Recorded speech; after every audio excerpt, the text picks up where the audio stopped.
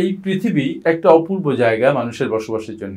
আমরা এই পৃথিবীতে বাই ডিফল্ট চলে আসি। কেউ এই পৃথিবীতে ইচ্ছে করে আসতে পারে না, আবার কেউ আত্মহত্যা ব্যতীত ইচ্ছে করে এই পৃথিবী থেকে যেতে পারে না যদি তার মৃত্যু না হয়। সুতরাং মাঝখানে যে জায়গাটুকু আমরা পাই আমাদের জীবন যাপন করার জন্য এই পৃথিবীতে, সেই জায়গাটুকুকে আমাদের ম্যানেজ করে চলতে হয়। আমরা অনেকেই আছি দরিদ্র পরিবারে জন্মগ্রহণ করেছি। এক একজনের জন্ম এক এক জায়গায়। কেউ রাজপ্রাসাদে জন্মগ্রহণ করেছে, কেউ শহরে জন্মগ্রহণ করেছে, কেউ গ্রামে জন্মগ্রহণ করেছে, কেউ হতদরিদ্র পরিবারে জন্মগ্রহণ করেছে। এই জন্মগ্রহণ করার জন্য তার কোনো দায় নেই, কিন্তু কনসিকুয়েন্স সেটা তাকে ভোগ করতে হয়। অনেকে মনে করে যে দরিদ্র হয়ে জন্ম নিয়েছি, কি আর করা, দরিদ্রই থাকতে হবে, আমরা তো জীবনে অত সুবিধা পাই নেই, কি করব, এই অসুবিধার মধ্যেই জীবন কাটিয়ে দিব। কিন্তু ব্যাপারটা সেখানে নয়। তুমি যখনই তোমার দারিদ্র অবস্থাকে বা তোমার বর্তমান অবস্থাকে তোমার নিয়তি হিসাবে মেনে নিচ্ছ, তখনই তুমি মূল ভুলটা করছো। কারণ নিয়তি হিসাবে যে মেনে নেয়, পরাজিত অবস্থাকে যে মেনে নেয়, অথবা দারিদ্র অবস্থাকে যে মেনে নেয়, সে আর কিন্তু গ্রো করার জন্য কোনো চেষ্টা করে না। তার চেষ্টাটা তখন বন্ধ হয়ে যায়, কারণ সে তো মেনে নিয়েছে। কিন্তু তুমি অনেক সক্ষমতা নিয়ে, অনেক যোগ্যতা নিয়ে, অনেক পোটেনশিয়াল নিয়ে জন্মগ্রহণ করেছো।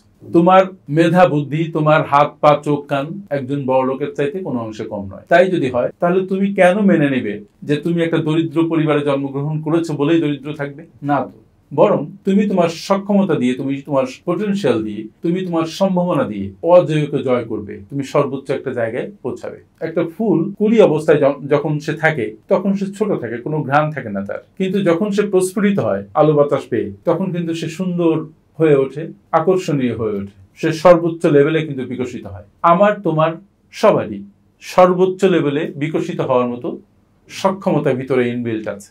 শুধু কাজ হচ্ছে এই সক্ষমতাটাকে নিজে পরিশ্রম করে, নিজে পরিকল্পনা করে, নিজের মেধা দিয়ে, ডেডিকেশন দিয়ে কাজে লাগানো। যারা মেনে নেই যে না, এই পরিবেশ, এই অবস্থা বিধাতা আমাকে দিয়েছে, আমি এখানেই থাকবো, তাদের আর উপরে যাওয়ার কোনো সম্ভাবনা থাকবে না, কারণ তারা তো এই অবস্থাকে মেনে নিয়েছে। অনেক ধর্ম মানুষকে বাধ্য করেছে মেনে নিতে যে ইয়াস, দারিদ্রই হচ্ছে তোমার জন্য কল্যাণকর। তুমি যদি এখানে দরিদ্র থাকতে পারো, তাহলে তুমি পরবর্তীতে যখন মৃত্যুর পরে একটা জীবন পাবে, যখন তুমি বেহেশতে যাবে, বা যখন তুমি ঈশ্বরের প্রদত্ত কোনো ভালো জায়গায় যাবে, তখন তুমি অনেক ভালো থাকবে, কারণ তুমি পৃথিবীতে ছিলে দরিদ্র।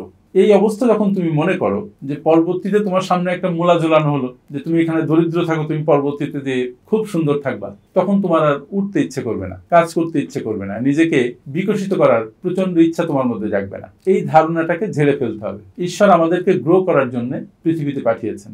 ঈশ্বর আমাদেরকে দরিদ্র হয়ে মাটিতে নুয়ে থাকার জন্য পাঠাননি। তোমার যদি সম্পদ না থাকে, তোমার যদি সক্ষমতা না থাকে, তাহলে তোমার পাশে আরো যারা হতদরিদ্র, অভাগা মানুষ আছে, বঞ্চিত মানুষ আছে, তাদেরকে হেল্প করবে কিভাবে? তাই নিয়তি হিসেবে দারিদ্রকে বা নিজের বর্তমান খারাপ অবস্থাকে মেনে নেওয়া কোনো বুদ্ধিমানের কাজ নয়। বরং জেগে ওঠো, কাজ শুরু করো, নিজের সক্ষমতার পুরাটা কাজে লাগাও। দেখবা তুমি আস্তে আস্তে বড় হচ্ছ, আস্তে আস্তে বড় হচ্ছ। প্রকৃতি তোমাকে লালন করে বড় করার জন্য।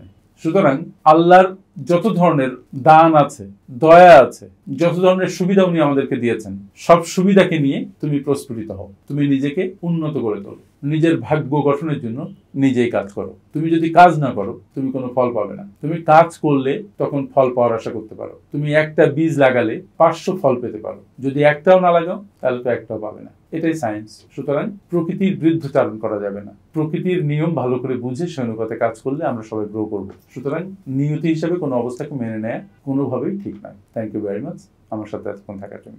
আপনারা যারা বিশ্বমানের project profile, company profile, project feasibility, market survey, business and marketing plan এবং ওয়েবসাইট তৈরি করতে চান, তারা আজই যোগাযোগ করুন আমাদের সাথে। FinPower Leadership International, a finance and business consulting firm.